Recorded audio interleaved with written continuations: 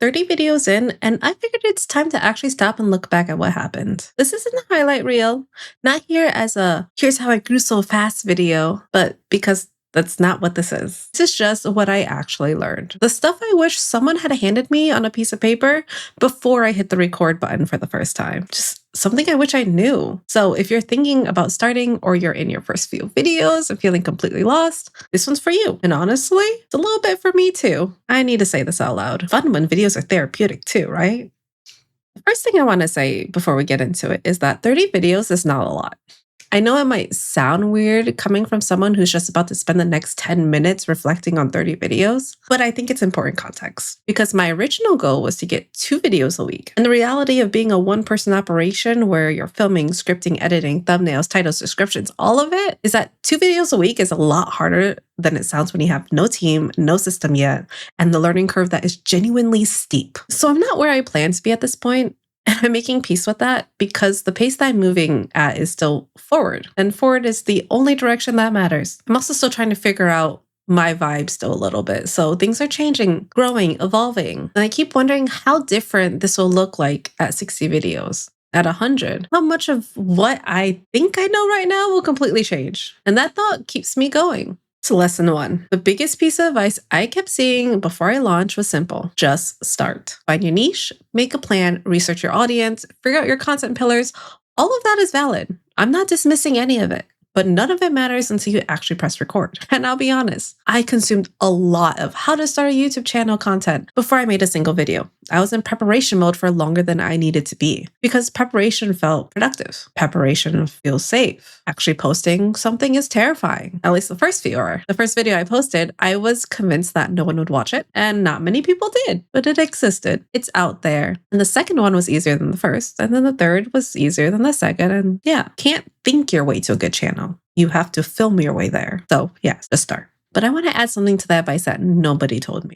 Which brings us to lesson 2. If I could go back and whisper one thing to myself before video 1, it would be this. Film 5 videos before you upload anything. Here's why. First few videos you make are basically a technical therapy session with yourself. You're figuring out your lighting without knowing you're figuring out your lighting. You're finding your on-camera voice without realizing that that's what's happening. You're troubleshooting technology and really just troubleshooting your process in real time. By video 5, you will have solved your problems you didn't know you had when you first started video 1. Your setup would be better, your delivery will be more natural, and you'll have a small library of content ready to go so that you're not scrambling to post while also filming. I didn't do this. I posted as I went and I troubleshot everything publicly, which is fine. But looking back, those first few videos would have been stronger if I'd given myself a private runway first. Plus, do you remember the videos with the clicking noises? Awful.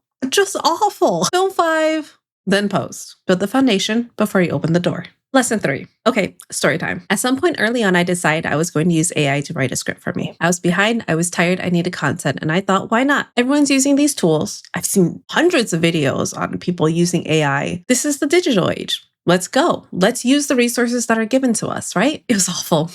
But not technically awful because the script is fine. It was structured well. It hit all the right point. And I sat down to film it and I could not get through a single take. There was like 4, 5, 6 retakes. Something was just off and I couldn't name it at the time. What I understand now is that it wasn't me. It didn't sound like me. It didn't have a weird little detours and honest little tidbits that apparently that's just how I talk. I was performing someone else's script and my face knew it even when my brain didn't. But I see it everywhere now when I scroll through YouTube. There's a certain kind of video that just kind of screams AI. Like the title's a little too polished. The thumbnail looks identical to the 5 videos next to it. The script flows too perfectly and says nothing that feels personal. And hey, it works for some people and some channels. But for a channel that's mine, AI as a ghostwriter just didn't work. AI as a collaborator though? Sure. I used to brainstorm, to organize my notes, to just give me extra little direction to where I want to go. But the voice has to be mine. So use the tools. Use it. Use AI. It's great. Just make sure the output still sounds like a human who has actually lived something. Because it's still you. It's still us. It's what does AI have? Or what do I have that AI doesn't have? Well, me. Hopefully. Imagine. I know people are making AI versions of themselves, and that's crazy. All right, lesson 4. Can we talk about the behind the scenes for a second? Because nobody prepared me for how much this job is just figuring out equipment. And I have refilmed videos because of audio issues I didn't catch until editing. I have uploaded things and noticed the lighting was off in a way that only became obvious on a larger screen. I have learned what a color grade is. I have learned proper editing. I underestimated editing completely. It's not just cutting the bad takes, it's pacing, it's music, which I don't even use because I can't figure it out quite yet. It's the flow of how a thought lands. A good edit can save a mediocre script, which once again, we're still working on it. And a bad edit can kill a great one. So editing, yeah, kind of important, kind of what is this all of this is really about too. Yeah, edit well. Find yourself an editor that can edit well. I'm not quite there yet. We're still a one-man team here. So I'm still learning all of this. Every single video I find at least one thing I want to do better next time. And that used to stress me out. This feeling of my channel is not being as refined as I want it to be. But I am starting to see it differently because the channels that look polished and effortless, they didn't start off that way. And if they did, they had a background in all of this already. Really, they just have more video and experience behind them than I do. And that's okay. Lesson 5. This one took me a while to reframe. Early on, watching other channels that were more refined than mine felt pretty discouraging. Their thumbnails are cleaner, their delivery was smoother, their editing has a style that it was like really cool and unique. And I'd look at my videos and feel like I was playing a catch-up game that started without me. Like I didn't know that was the game. But here's what I've come to understand. This space grows with you. The skills grow. The eye for what looks good grows, and the comfort in front of the camera grows. Every video I make, I am better at something than I was in the video before, even when it doesn't feel like it. So comparing my video 30 to someone else's 300 isn't a fair comparison. I don't even think it's a useful one. The only metric that actually matters is, am I better than before? And the answer 30 videos in is yes.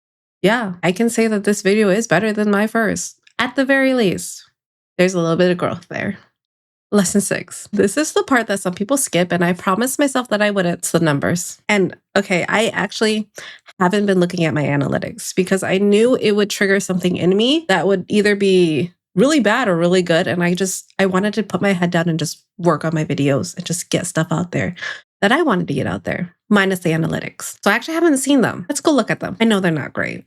Or I know they're not what I want them to be, obviously. No, we're going to go with they're not that great. Okay, so currently I have 26 whole subscribers. And honestly, maybe a good 5 of them might be people I know. The others might be bots, and the other ones might want something from me and not really hear from my content. So I don't love that number, but we are growing from 0. So we're going to call it a plus. Yeah, what else? The view counts are averaging at about 300. So that's not too bad. Not great, but some videos I've noticed we're still in the 2 digits, like 10s, 20s, and then some have a few hundred. So there's some mixes in there. I am starting to see what people kind of like to watch and what needs to be out there in the world other than my thoughts. That's where I am 30 videos in. My watch time is at 11 hours. Wow, 11 hours, a whole 11 hours. We're not even at 24 hours yet. We'll take it, guys. We'll take it.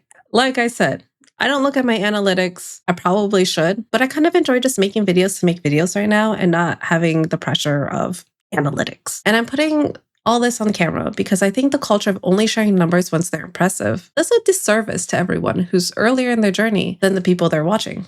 So slow growth is real. It's the norm, actually. It's not the exception. The channels that blew up in 3 months are an anomaly. Most people who are building something real are doing it quietly, consistently, with numbers that don't make for a great thumbnail. I'm not going to put these numbers on my thumbnail. That'd be crazy. No, yeah, that would be crazy. But I knew going in that this would take time. I still have moments where I post something I'm proud of and the views are just humbling. But that's just the reality of building from 0. But I'm still here. I'm still posting. And I genuinely believe that consistency over time is the only strategy that actually works. Not just for YouTube, but for most things worth building. All right, lesson 7. And the last thing I want to say, and this one's a little softer, is that nobody really prepares you for what it feels like to put yourself on the internet. It's vulnerable in a way that's hard to explain until you do it. It's not just content that you're posting, it's your face, your voice, your opinions, your story. And there will be people in your real life who sees it. Your coworkers, your family, the people you went to school with. And something about being seen by people who knew you before all this